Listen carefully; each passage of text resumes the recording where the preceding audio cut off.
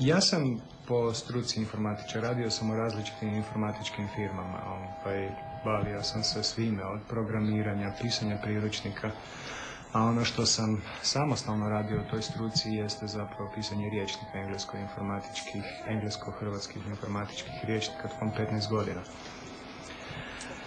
I iz toga sam, izašao skoro pa neoštećen, rekao bi se. To je vrlo težak zadatak, pogotovo u toj struci koja je toliko propulzivna da ždere ljud. Ne?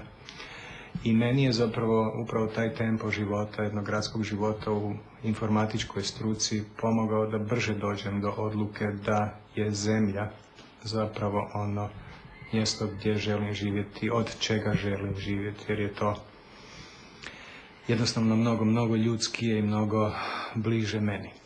Odrasla sam na Krvavom mostu do srednje škole. Tad smo se preselili u Novi Zagreb, pa sam se udala, preselila u Gornju Dubravu, pa u Gajnice, uglavnom grad. Pojma o zemlji nisam imala ni o biljkama, međutim, postao je veliki interes kod mene za prirodne znanosti. Odstudirala sam engleski i francuski sasvim drugih razloga. I kad je postala situacija nakon rata teška sa plaćom, ostala sam udovica sa 2 djece, našla sam drugi posao i to je nakon 5 godina prestalo, bio na ugovor. Miroslav i ja smo se sreli, upoznali i odlučili da nemamo više što u Zagrebu tražiti, živjeti i tako dalje. I odlučili smo se prvi korak otići izvan Zagreba. Prelazna faza je bio Motovun 3 godine, a onda se pojavila, kao što sam rekla, situacija sa zemljom. I krenula sam učiti, kao što se uči u školi, samo nema ocjena, nego se uči sa željom i srca. I tu smo 7. godinu i sad idemo dalje. Ta promjena oko odlaska iz grada na selo došla je zapravo sama po sebi i to bez otpora.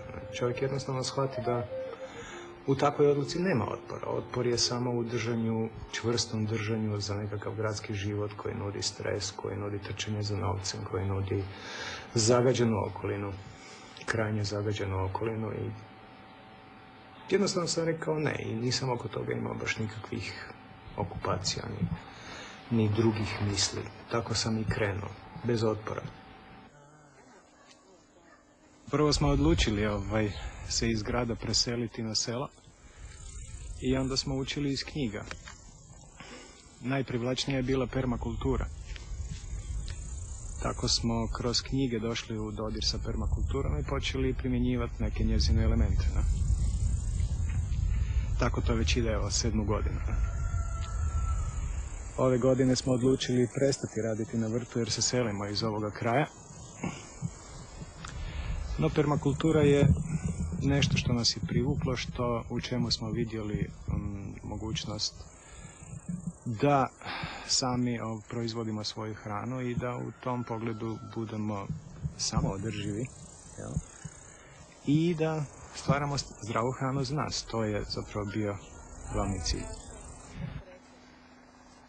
Knjige koje su nam pomogle, a među njima je i knjiga Revolucija jedne slamke od gospodina Masanobu Fukuoke, je jednostavno izvanredan put. To što tamo piše valja primjenjivati. Ne? I mi to i radimo koliko god možemo. I svoje živote ćemo dalje tako voditi.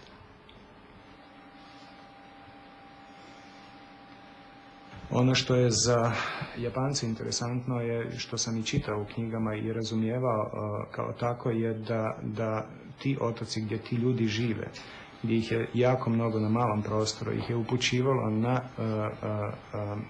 promatranje prirode i razumijevanje prirode na taj način da na što manje površini zapravo dobe najviše, a da pritome i dalje ne unište tu bazu, zemlju, s kojom rade.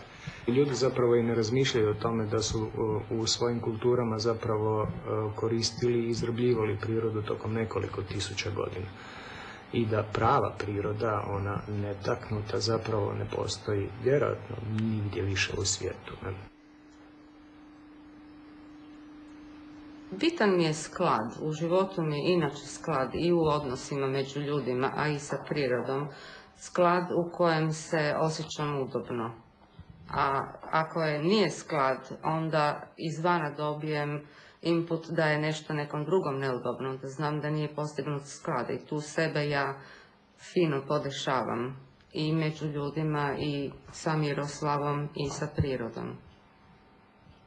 To je kao lijepa melodija koju se izvodi cijeli život. I u početku se svira nevješto jer učimo, a ja želim lijepo svirati to i dalje uživati u toj melodiji. Kažem ujutro, sretna sam da sam s Miroslavom. To mi je sasvim dovoljno. Meni je partnerstvo i sklad i komunikacija bitna. Ja sam takova. Individualci smo jedan i drugi, snažni. A ono što smo naučili kroz zajednički život, da jedan i jedan nisu dva, nego tri. To je ta sinergija gdje se nadopunjavamo i dobivamo više nego dve jedinke samo zajedno. O tome se zapravo mnogo može pričati.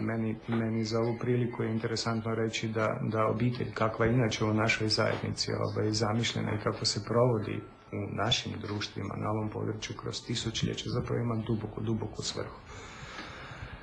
Muškarac i žena u paru, to jednostavno funkcionira, to je prirodno, to daje mnogo više nego individua. I kroz takav život koji ima sve sadržaje, mi jednostavno idemo dalje. To je, učimo jedan od drugoga, jedan drugom smo i oslonac i ogledalo i tako napredujemo, kao loze kad se penju uz nešto.